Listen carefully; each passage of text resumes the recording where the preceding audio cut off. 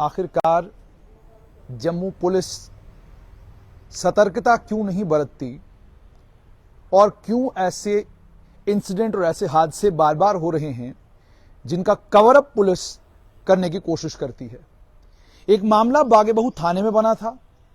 उस मामले को लेकर स्ट्रेट लाइन पर हमने एक न्यूज रिपोर्ट चलाई थी और उस न्यूज रिपोर्ट के फौरन बाद उस समय एसएचओ बागे-बाहू आरती ठाकुर ने ये अल्फाज कहे थे कि उस समय के एसडीपीओ नरवाल इस मामले को लेकर बहुत गंभीर हो गए हैं और उनका यह मानना है कि पत्रकार जो हैं वो सनसनी फैलाने की कोशिश कर रहे हैं, मामले को तोड़ मरोड़ करके पेश करने की कोशिश कर रहे हैं और वो चाहते हैं कि इस मामले में एफआईआर दर्ज की जाए और पत्रकार के खिलाफ कार्रवाई हो कि आपने मामले को सनसनीखेज बनाया।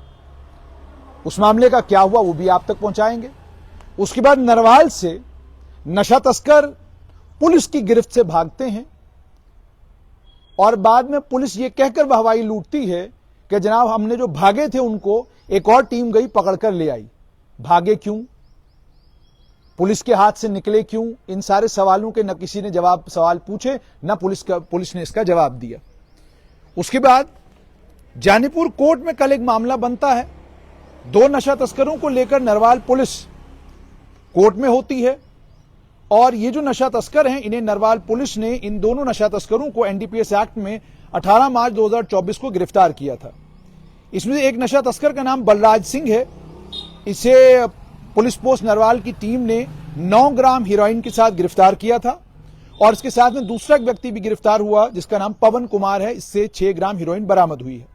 दोनों को पुलिस स्टेशन बहू फोर्ट में रखा गया और इनके खिलाफ एफआईआर नंबर 65/2024 दर्ज हुई। और कल की खबर है दैनिक स्टेट समाचार की कि ये इनमें से बलराज सिंह जो अमृतसर पंजाब का रहने वाला है वो कल पुलिस की गिरफ्त से भाग गया। एक मामला जानीपुर पुलिस थाने में दर्ज किया गया है और इस मामले के दर्ज करने के बाद अब इस नशा तस्कर की तलाश में पुलिस लग गई है। गांधीनगर थाने में बहुत ही ईमानदार और निष्ठावान पुलिस ऑफिसर थानेदार के तौर पर पोस्ट होते हैं और उनकी मौजूदगी में एक आरोपी की मौत होती है और मौत के बाद जब हंगामा होता है तो पुलिस फौरन उसे भी उस थानेदार को अटैच करती है। यहां पर यह बात मैं बिल्कुल साफ कर दूं कि उस थानेदार को लेकर उसका इमेज पुलिस में भी और अदरवाइज भी इमेज ये है कि वो बहुत ईमानदार और अपनी नौकरी ईमानदारी से करने वाला अफसर है। और अब तो हालात यहां तक पहुंचे हैं कि जब किसी ड्रग पेडलर को या नशा तस्कर को पुलिस गिरफ्तार करती है तो पुलिस की पहली ये कोशिश रहती है कि हम इसको लॉकअप में ले जाएं, पहले अस्पताल पहुंचा दें, पता करें कि लॉकअप में ले जाने के बाद अगर इसने कोई ऐसी हरकत कर दी तो उससे हम मुसीबत में पड़ जाएंगे। पुलिस ये करती है। लेकिन जहां पर निष्ठावान पुलिस ऑफिसर हैं उनसे भी गलतियां हो सकती हैं, उनसे भी लापरवाही हो सकती है। वहीं पर एक बड़ा सवाल यह खड़ा होता है कि बागे-बाहू पुलिस थाने में जो एक मामला बना, जिस मामले में स्ट्रेट लाइन पर एक न्यूज रिपोर्ट हमने की और हमने कहा कि एक गाड़ी की फ्रंट की नंबर प्लेट और बैक की नंबर प्लेट है, दोनों गायब हैं और हमने कहा गायब हैं और आज जिम्मेदारी के साथ मैं ये कहता हूं कि वो दोनों नंबर प्लेटें गायब की गई थी। एक्सीडेंट में वो नंबर प्लेटें गिरी, इसका कोई सबूत बागे-बाहू पुलिस थाने के पास नहीं है और मैं बड़ी जिम्मेदारी के साथ कह रहा हूं। होना तो यह चाहिए कि जम्मू पुलिस को इस मामले में जांच के आदेश देने चाहिए और मालूम यह करना चाहिए कि इस मामले में आखिरकार ये सारी कहानी और उस समय जिस तरह का वातावरण बनाया गया, माहौल तैयार किया गया कि जनाब ये बड़ा गंभीर मामला है, इस मामले में जनाब फलां कानून इन्वॉल्व है, इस मामले में जी फलां कानून इन्वॉल्व है। अब मैं उस केस की परतें नहीं खोलना चाहता हूं क्योंकि केस की सारी परतें अब मेरे पास हैं। मैं उस केस की परतें नहीं खोलना चाहता हूं, लेकिन सिर्फ यह बात प्रशासन तक और पुलिस के जो जिम्मेदार अधिकारी हैं, जिनकी ईमानदारी पर, जिनकी निष्ठा पर किसी को कोई शक नहीं, उन तक ये बात जरूर पहुंचाना चाहता हूं कि जब निचले क्रम पर बैठे हुए आपके अधिकारी आपको कोई जानकारी देते हैं, आंख मूंद के उस पर विश्वास करना आपकी सबसे बड़ी गलती है। उनकी इस दी हुई जानकारी को टटोलें और पत्रकार जब कोई चीज कैमरे के माध्यम से आप तक पहुंचाते हैं तो उसे विश्वसनीय समझकर कोशिश करें कि हम उसको डिसअप्रूव करें।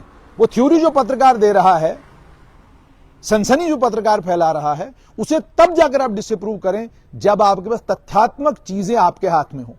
एक गाड़ी जो पलटती है लेफ्ट साइड से, जिसका डोर हिट हुआ है, उस गाड़ी की नंबर प्लेट पीछे से भी गिर गई और आगे से भी गिर गई और आपने भी ये कहानी मान ली।